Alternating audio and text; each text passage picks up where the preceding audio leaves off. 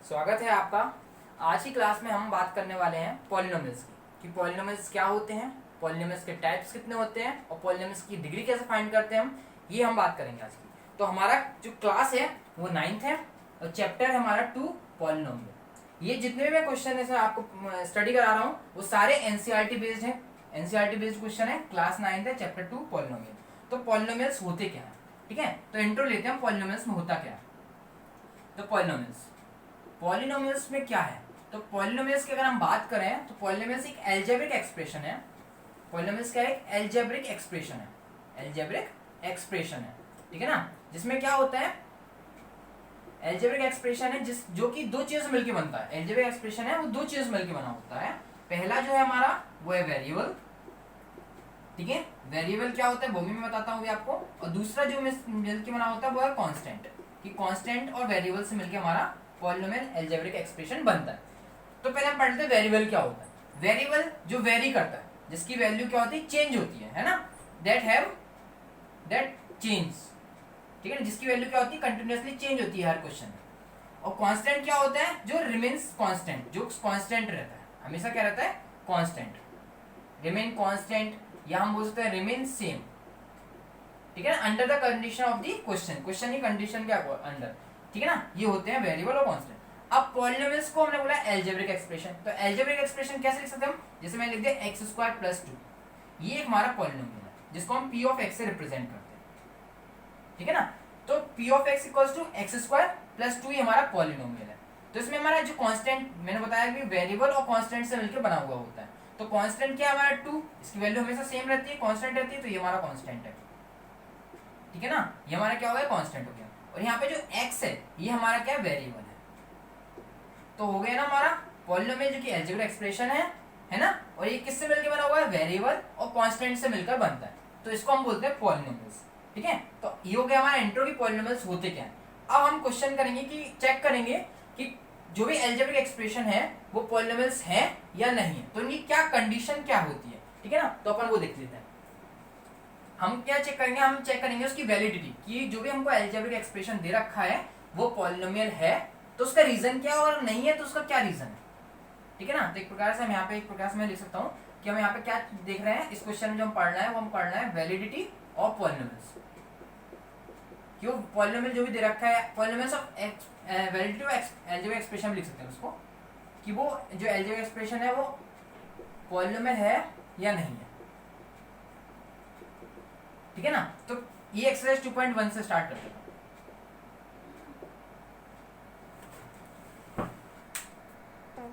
ठीक है ना। तो हम एक्सरसाइज 2.1 से स्टार्ट कर रहे हैं। तो एनसीईआरटी बेस्ड क्वेश्चन है, मैं पहले बता दे रहा हूँ। अगर आप जब वीडियो देखो तो आप एनसीईआरटी की बुक ओपन कर सकते हैं, तो आपको क्वेश्चन पूरा समझ में आ जाएगा क्वेश्चन क्या लिखा है। तो इसमें मैं क्वेश्चन पढ़ के बता देता हूँ। इसमें पूछा गया है which of the following expressions are polynomials in one variable and which are not, और आपको रीजन देना है। तो आपको बताना है कि कौन से जो भी पॉलिनोमियल्स हैं वो एक तो पॉलिनोमियल वन वेरिएबल में होना चाहिए और पॉलिनोमियल भी होना चाहिए, ठीक है ना। तो हम जैसे पहले क्वेश्चन स्टार्ट करते हैं। एक्सरसाइज 2.1 का पहला क्वेश्चन, ये लिखा हुआ है यहाँ पे 4x² - 3x + 7। ये आपको एक अलजेब्रिक एक्सप्रेशन दे रखा है। आपको ये बताना है कि ये पॉलिनोमियल है या नहीं, और अगर है तो वो वन वेरिएबल में है या नहीं है, आपको ये देखना है, ठीक है ना। तो मैंने अब जैसे आपको यहाँ पे एक एग्जांपल दे दिया x² + 2 का। तो मैंने बताया था यहाँ पे जो 2 है वो कांस्टेंट है, इसको मैं c से रिप्रेजेंट कर देता हूँ। यहाँ पे जैसे x है वो वेरिएबल है, जिसको मैं यहाँ से v से रिप्रेजेंट, ठीक है ना, ये वेरिएबल है। तो आप यहाँ पे देख सकते हैं कि यहाँ पे कौन से कांस्टेंट है और कौन कौन से हमारा वेरिएबल है। तो 7 हमारा कांस्टेंट हो गया, 3 हमारा कांस्टेंट है और 4 हमारा क्या है, कांस्टेंट है। और यहाँ पे जो x² है और यहाँ पे x जो है, ये दोनों मिला के क्या है, हमारे वेरिएबल है, ठीक है ना, वेरिएबल है। आप ये देखिए कि यहाँ पर x² है और यहाँ पर x है, तो क्या ये डिफरेंस है इनमें, कि x² एक ऐसे, तो आप ये बोल सकते हैं क्या कि वेरिएबल यहाँ पे 2 हुए, वेरिएबल यहाँ पे 2 है। कौन कौन से, एक x² है एक x है। आप अगर ऐसा बोलते हैं तो वो गलत है। क्यों, क्योंकि यहाँ पे देखो वेरिएबल तो एक ही है x, बस उसकी पावर चेंज हुई है। यहाँ पे एक x² है, एक यहाँ पे x है, तो वेरिएबल तो हमारे पास एक ही वेरिएबल है हमारे पास, है ना। वेरिएबल जो है हमारा एक ही है, जो कि क्या है, x। यहाँ पे बस हमारी पावर चेंज हो गई, इसकी 2 हो गई है, यहाँ पे इसकी पावर कितनी हो गई, 1 हो गई। तो इसका मतलब ये जो है, ये भी जो अलजेब्रिक एक्सप्रेशन हमको दे रखा है वो वन वेरिएबल तो है, ये तो हमें समझ में आ गया। कि हमारा जो अलजेब्रिक एक्सप्रेशन है वो वन वेरिएबल है। अब आपको ये देखना है कि वो पॉलिनोमियल है या नहीं है। तो सिंपल सी बात है, देखो यहाँ पे कांस्टेंट है ना, और यहाँ पे पॉलिनोमियल वो अपना वेरिएबल भी है।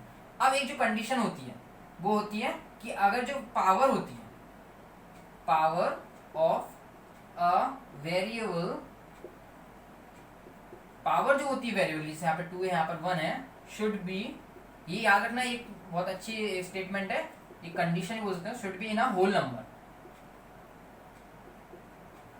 होल नंबर जो कि स्टार्ट होता है 0 1 2 3 dot dot dot dot dot, है ना, चलते रहेंगे अपने। तो अब इसकी जो पावर है, वेरिएबल्स की जो पावर होती है वो होल नंबर में होना चाहिए, या तो 0 हो सकती है, या 1 हो सकती है, या 2 हो सकती है, या 3 हो सकती है, नॉट लाइक -1/2 और -1 और 1/2, ऐसे नहीं होनी चाहिए। अगर मान लो यहाँ पे x की पावर 1/2 प्लस, सेम क्वेश्चन है, सॉरी x की पावर -1/2 कर देता हूँ मैं, 4 की यहाँ पे माइनस का 3x और +7 कर देता हूँ, तो ये जो है अगर इसकी वैलिडिटी पूछे तो ये हमारा पॉलिनोमियल नहीं है। क्यों नहीं है? क्योंकि यहाँ पे जो x की पावर है वो क्या है, 1/2 है, p/q के फॉर्म में है ना, p/q इक्वल्स टू होता है ना 1/2, तो ये p/q के फॉर्म में है। तो अगर पॉलिनोमियल में वेरिएबल की पावर, वेरिएबल है ना x, इसकी अगर पावर p/q के फॉर्म में है, मतलब होल नंबर नहीं है, सीधी बात, इंटीजर भी हो सकता है, ऐसा भी हो सकता है कि x की पावर -1 + 5 लिखा हो, तो यहाँ पे -1 आ गया, है ना, तो वो भी नहीं है, क्योंकि पावर जो होनी चाहिए वेरिएबल की वो होल नंबर में होना चाहिए, 0 से स्टार्ट होना चाहिए, 0 1 2 3 ये सब नंबर जो होते हैं अपने होल नंबर होते हैं, 3 पर स्टॉप नहीं होता है, डॉट डॉट का मतलब 4 5 से जैसा कंटिन्यूट चलता जाएगा, ठीक है ना। तो ये कंडीशन याद रखनी है आपको। तो पहला क्वेश्चन तो हमारा वेरिएबल है, ठीक है ना, और एक क्वेश्चन मैं कराता हूँ जिसमें आपको ये जो स्टेटमेंट लिखा था इसका यूज होगा, ठीक है ना। तो ये तो हमारा वेरिएबल है, पॉलिनोमियल है सॉरी, और वो भी वन वेरिएबल में है, ठीक है ना। अब अपन क्वेश्चन करते हैं आगे। अगला जो क्वेश्चन है इसमें क्वेश्चन नंबर जो दिया है 3 लेता हूँ, इसमें क्वेश्चन नंबर 3, इसमें लिखा हुआ है 3√t + t√2, ठीक है ना। तो यहाँ पे इसको मैं अगर और आगे लिखता है अगर अपन, तो 3√t का मतलब क्या होता है, t तो t है, कोई प्रॉब्लम नहीं, लेकिन अंडर इसका क्या मतलब होता है, इसका मान लो √4 अगर मान लो सपोज करते हैं, तो इसका मतलब क्या हुआ, 4 जो भी अंदर है वो एज इट इज आ गया, 4 की पावर 1/2, तो इसका मतलब क्या हुआ, यहाँ पे भी t की पावर 1/2 और प्लस t, इससे हमें कोई मतलब नहीं क्योंकि ये कांस्टेंट वैल्यू है ना, इसलिए हमें इससे कोई प्रॉब्लम नहीं है। मैंने जो स्टेटमेंट लिखा था वो वेरिएबल के लिए था, तो अब देखो यहाँ पे वेरिएबल क्या है, t, यहाँ पे भी वेरिएबल t है, मतलब ये वेरिएबल हमारे एक ही है, यहाँ पे वेरिएबल हमारे पास एक ही है जो कि हमारे पास क्या है, t।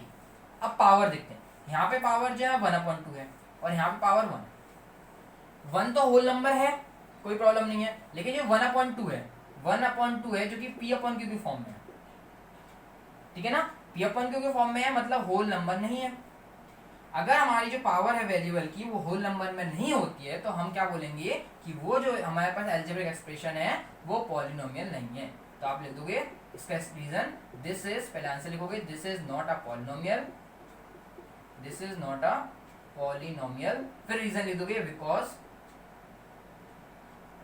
Because power of variable is not a whole number, है ना, p/q फॉर्म में आ रही है ना 1/2, तो होल नंबर तो है नहीं, तो ये अपना आंसर हो गया। तो इस टाइप से आप चेक कर सकते हैं कोई भी अलजेब्रिक एक्सप्रेशन आपको दिया है वो पॉलिनोमियल है या नहीं है, ठीक है ना। तो बस एक ही कंडीशन है कि पावर जो है उसकी, जो भी वेरिएबल है उसकी जो पावर है वो क्या होनी चाहिए, होल नंबर में होना चाहिए। अगर वो होल नंबर में है तो वो पॉलिनोमियल है, अगर वो होल नंबर में नहीं है तो वो हमारा वेरिएबल नहीं है, सिंपल, ठीक है ना। अब हम क्वेश्चन नंबर 2 पे आते हैं। क्वेश्चन नंबर 2 में आपको कोफिशिएंट फाइंड करना है। क्वेश्चन नंबर 2 है ना, ये हटा देता हूं मैं, वैलिडिटी हो गया हमारा कंप्लीट। अब क्वेश्चन नंबर 2 जो हमारा जो मेन हमारा उसका टॉपिक है वो हमें कोफिशिएंट फाइंड करना है। Find coefficient. कोएफिशिएंट क्या होता है वो अपन स्टडी कर लेते हैं, पहले कोएफिशिएंट के बारे में पढ़ लेते हैं, कोएफिशिएंट क्या होता है।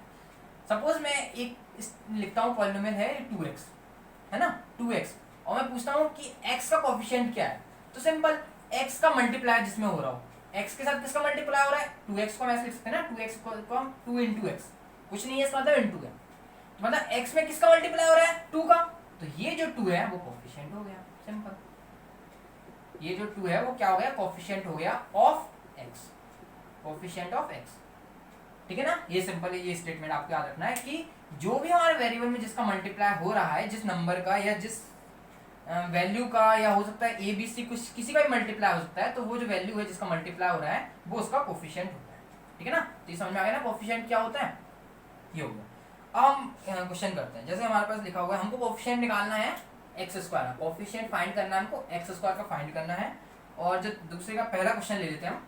पहला क्वेश्चन दिया है 2 + x² + x, 2 + x² + x, ये हमारे पास क्वेश्चन है, ठीक है। क्वेश्चन में भी जो मेन क्वेश्चन वो यहाँ लिखा हो फाइंड कोफिशिएंट ऑफ x²। तो x² का कोफिशिएंट फाइंड करना है, तो x² देखो पहले कहाँ पे, इस 2 है, इसके साथ है कि x² नहीं, तो हमें कोई मतलब नहीं।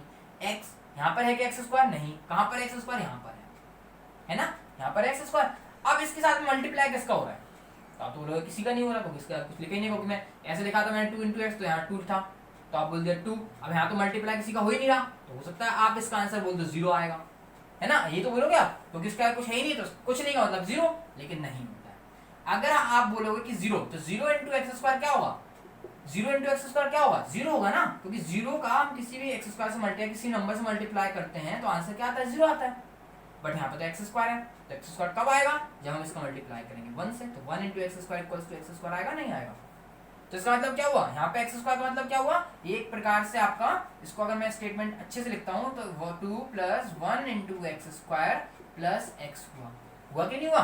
तो इसका किसके साथ मल्टीप्लाई हो रहा है, 1 के साथ। तो फिर आंसर में आप क्या लिख दोगे, पूरा स्टेटमेंट लिखोगे जो पूछा है क्वेश्चन में, तो पूरा स्टेटमेंट है कोफिशिएंट ऑफ x² = क्या हुआ 1, ठीक है ना। आगे समझ में, सिंपल एक क्वेश्चन है, और इसी टाइप से अदर क्वेश्चन इसके अंदर, इस क्वेश्चन में आप क्या जाएंगे, ठीक है ना। तो इसमें कोई ऐसा टफ क्वेश्चन है नहीं।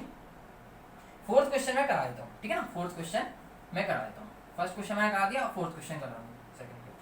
तो फोर्थ क्वेश्चन क्या दिया है, √2x - 1, √2x - 1।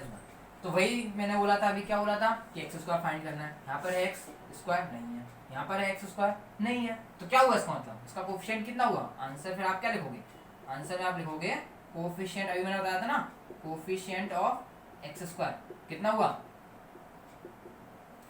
कितना हुआ कोफिशिएंट ऑफ x²। अभी अपन ऐसे समझाता हूँ, 0 करा था, 0 × x² का आया था 0, 1 × x² कितना आया था x²। देखो यहाँ पर क्या है, एक प्रकार से ये है ना, ये वाली स्टेटमेंट है ना, क्योंकि यहाँ पे x² तो है ही नहीं है ना x², इसका मतलब क्या हुआ, कोफिशिएंट कितना हुआ 0 होगा।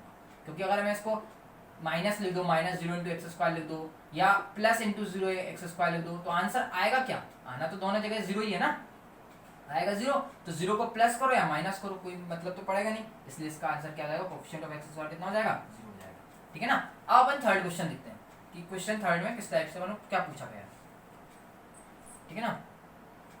तो क्वेश्चन नंबर 3 जो है उसमें पूछा गया है आपको टाइप, आपको बाइनोमियल और मोनोमियल समझना है क्वेश्चन नंबर 3 के लिए, कि बाइनोमियल क्या होता है और मोनोमियल क्या होता है। क्वेश्चन नंबर 3 के लिए आपको 2 चीज समझने की जरूरत है, बाइनोमियल क्या होता है और मोनोमियल क्या होता है।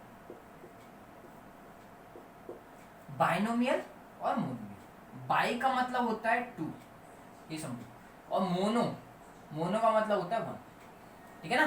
बाइन मतलब 2, मोनो मतलब 1, ठीक है ना। अब क्या हुआ, एक में लिखता हूँ, जैसे सपोज करो 2x लिखा मैंने, ठीक है, और यहाँ पे एक स्टेट में लिख रहा हूँ, पॉलिनोमियल लिख रहा हूँ x + 5, दोनों पॉलिनोमियल है ना, क्योंकि x की पावर होल नंबर में है। इन दोनों में डिफरेंस क्या है, सबको समझ में आ रहा होगा। यहाँ पे एक टर्म ये हो गया, एक टर्म ये हो गया, 2 टर्म हो गए, यहाँ पे दोनों एक ही टर्म है ना, प्लस माइनस तो कुछ नहीं है ना, तो यहाँ पे एक ही टर्म है, यहाँ पे एक ये टर्म हो गया, एक ये टर्म हो गया। और लेते हैं अपन, जैसे मान लो अपन ये ले लेते हैं कि x + 2 x² + x + 2 ऐसे ले लेते हैं, तो कितने टर्म हो गए, एक टर्म ये हो गया, एक टर्म ये हो गया, एक टर्म ये हो गया, तो 3 टर्म हो गए, है ना। ये यहाँ पे एक टर्म, यहाँ पे 2, यहाँ पे 3। लेकिन ये समझना 2 × x है, तो ऐसे अगर लिखा है सपोज करो, तो ऐसा मत कर देना कि ये एक टर्म हो गया, ये एक टर्म हो गया, नहीं। अगर मल्टीप्लाई है या डिवाइड भी हो रहा है, सपोज 2/x भी है या x/2 है, x/2 भी है, तो भी आप क्या करोगे, उसको टर्म में सेपरेट नहीं करोगे, ये पूरा एक ही टर्म होगा। मल्टीप्लाई और डिवाइड अगर है तो टर्म्स में नहीं काउंट करते हैं, टर्म्स काउंट होते हैं प्लस या माइनस। जैसे यहाँ पे भी एक हो गया, एक यहाँ पे हो गया, जैसे x - 1 इसमें 2 टर्म है, x + 5 इसमें 2 टर्म है, x² + x + 2 इसमें 3 टर्म है। समझ में आ रहा है ना, मल्टीप्लाई या डिवाइड, यहाँ से हम टर्म्स नहीं डिसाइड करते हैं, ठीक है, तो अपन को तो दो टर्म की बात करनी है, मोनोमियल और बाइनोमियल। तो ये हो गया हमारा मोनोमियल, क्यों? बिकॉज में एक टर्म है। तो ये क्या हो गया? मोनो मतलब मैंने बताया था वन, मोनो मतलब वन, तो एक ही टर्म है ना इसके अंदर, तो मोनोमियल। इसमें कितने? दो टर्म है, तो दो किसको बोलते हैं? बाइनोमियल को, इसलिए ये हो गया मेरा बाइनोमियल। सिंपल, तो इसमें तो कुछ ज्यादा टफ है नहीं, इसमें मोनोमियल भी हो गया, बाइनोमियल भी हो गया। ठीक है, अब क्वेश्चन में क्या लिखा है? क्वेश्चन में लिखा है आपको एक स्टेटमेंट, आपको पॉलिनोमियल बनाना है। क्वेश्चन नंबर 3 में आपको बाइनोमियल देना है, एग्जांपल देना है बाइनोमियल का ऑफ डिग्री 35। आपको एक क्वेश्चन में मतलब एग्जांपल देना है जिसमें बाइनोमियल हो और जिसकी जो डिग्री है वो 35 हो। अब डिग्री एक नया आपके टर्म आ गया। डिग्री क्या होता है? डिग्री मतलब वेरिएबल की मैक्सिमम पावर। डिग्री को हमें अगर ऐसे लिखें तो डिग्री क्या होता है, तो डिग्री में लिख देता हूँ, डिग्री का मतलब है मैक्सिमम पावर, मैक्सिमम मतलब बड़ी से बड़ी पावर है ना, maximum power of a variable. जैसे एग्जांपल ले लेते अपन, यहाँ पे लिख दिया मैंने एक्स की पावर 5 प्लस एक्स की पावर 2 प्लस 2, ठीक है ना। तो यहाँ वेरिएबल देखो पहले तो, क्योंकि मैक्सिमम पावर किसकी है? वेरिएबल की। यहाँ पावर कितनी है? 5, यहाँ पे पावर कितनी है? 2, तो बड़ा कौन है? 5 जो होता है ग्रेटर देन होता है 2। तो यहाँ पे जो इस क्वेश्चन के लिए इसकी जो डिग्री आ जाएगी वो क्या हो जाएगी? वो हो जाएगी 5, है ना। Maximum power of a variable को हम डिग्री कहते हैं। सिंपल, ये बात आपको याद रखनी है बस। और बाइनोमियल मैंने पढ़ा दिया, क्या होता है बाइनोमियल?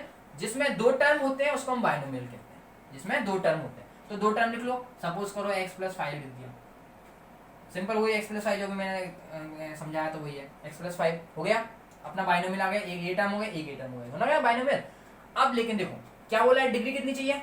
35। यहाँ पे डिग्री कितनी है? डिग्री का मतलब मैंने क्या बताया था? Maximum power.